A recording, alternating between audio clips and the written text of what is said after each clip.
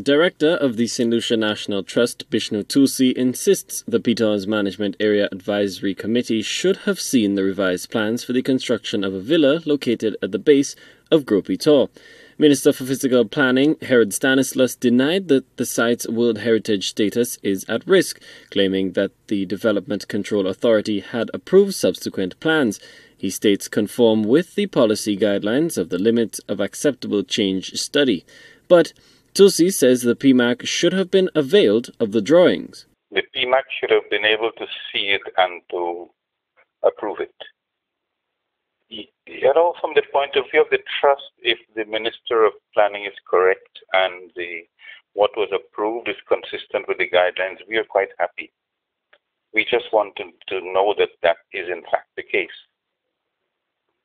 And that is where we are at this point, that something is approved and it is being built, but we cannot confirm that it is consistent with the guidelines.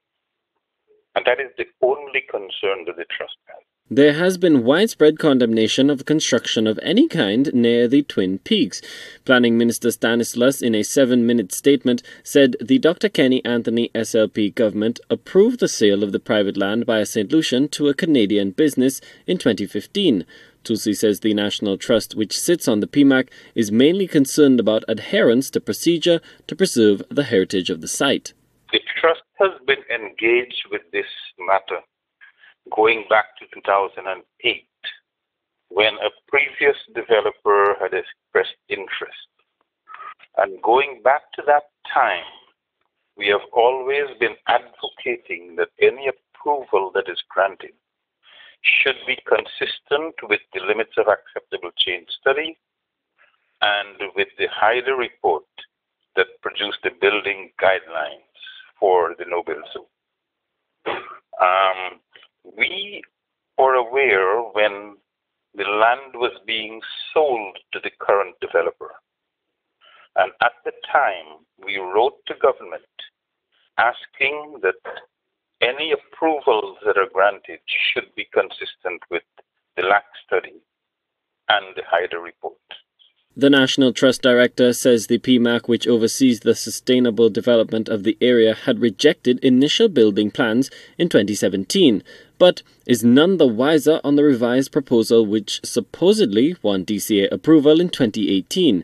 He believes lands in the no-built zone at the Pitons Management Area should be in public hands. The Trust has always held the view that the lands within the no-build zone should have been acquired by government. That was part of the understanding when the dossier was submitted to the World Heritage Committee for the designation of the PMA as a World Heritage Site. Government has never acquired the land, so we are now faced with a situation where there's pressures for buildings to go up in the no-build zone. Word of a villa has stoked fiery debate in chat rooms and on local airwaves, with opinion commentators on both sides of the aisle attempting to absolve the mainstream parties of blame. However, interest groups and concerned citizens say maintaining the World Heritage status of the Pitons and not political gamesmanship should be paramount. Colby DeVoe, HDS News Force.